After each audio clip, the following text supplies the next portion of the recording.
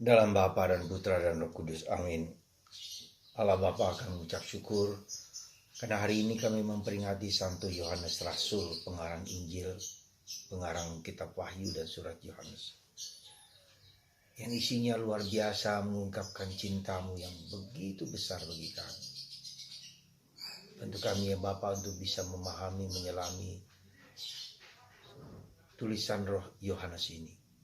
Sehingga kami mengagumi karya cinta kasih-Mu dan memakai Yohanes untuk menjadi alat cinta-Mu. Demi Kristus Tuhan dan pengantara kami. Amin. Para saudara, hari ini kita memperingati seorang rasul pengarang Injil yang luar biasa. Saya katakan sangat luar biasa. Beliau digoreng hidup-hidup dengan minyak, tapi tidak terjadi apa-apa. Sehingga Raja Domitianus marah dan kemudian membuangnya ke Patmos, ke Pulau Patmos. Pulau di mana tidak ada penghuninya sama sekali. Tapi justru dalam penderitaan dan begitu salibnya pengalaman kesulitan penderitaan itulah lahirlah kitab Wahyu.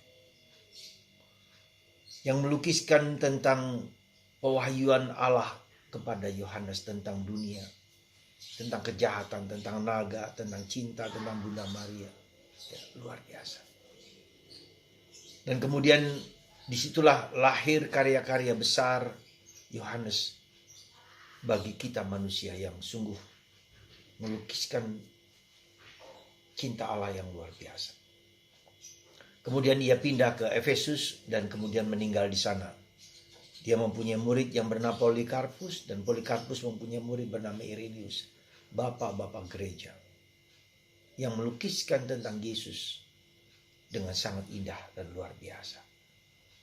Saudaraku terkasih dalam Kristus, ada satu hal lain yang menarik dan memikat saya adalah Yohanes tidak banyak bicara, tetapi dia menangkap, dia melihat, dia merasa, meraba, dia mengalami dari panca indera manusiawinya itu akan Allah, akan Yesus. Dan itulah menjadi yang diwartakan kepada orang lain. Kesaksian hidup Yesus menjadi saksi akan keilahian, akan keabadian, akan kekekalan. Dan itu diwartakan. Saya kira ini panggilan yang paling utama di zaman sekarang ini. Ketika orang mengalami Yesus, itu mengalami Yesus sendiri. Lalu mewartakannya kepada orang lain dengan penuh keyakinan, dengan penuh iman. Dan ini yang saya kira menjadi suatu kunci kita dalam pewartaan di saat sekarang ini. Karena itulah maka kita mohon rahmat supaya kita bisa mengalami Yesus. Merasakan Yesus. Merasakan karya Yesus dalam diriku dan kebenaran keselamatan itu. Seperti yang Yohanes alami. Melihat, memegang, mencium, mendengarkan. Dan semoga banyak orang Katolik sungguh-sungguh diubah oleh Yesus, oleh kehadiran Yesus dalam hidup mereka. Dan mereka membagikannya kepada semua orang untuk beriman dan percaya kepada Yesus, Sang Penebus, Sang Penyelamat, Sang Pembebas. Para saudara, inilah yang saya kira yang kita butuhkan di zaman ini. Bukan banyak omong, bukan banyak bicara, tetapi memberi kesaksian tentang Yesus, tentang hidup Yesus dimanapun kita berada. Semoga Anda yang mendengarkan renungan saya ini juga bisa mengalami Yesus yang hidup, Yesus yang jaya, Yesus yang mulia, Yesus yang dialami, disaksikan oleh umat Allah. Sehingga mereka akhirnya juga mengalami apa yang kita alami. Ya, semoga Tuhan memberkati kita,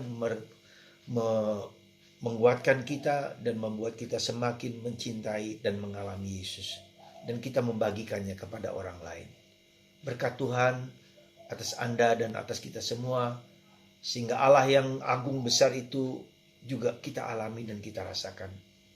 Tuhan memberkati Anda semua, Bapa, Putra, dan Roh Kudus. Amin.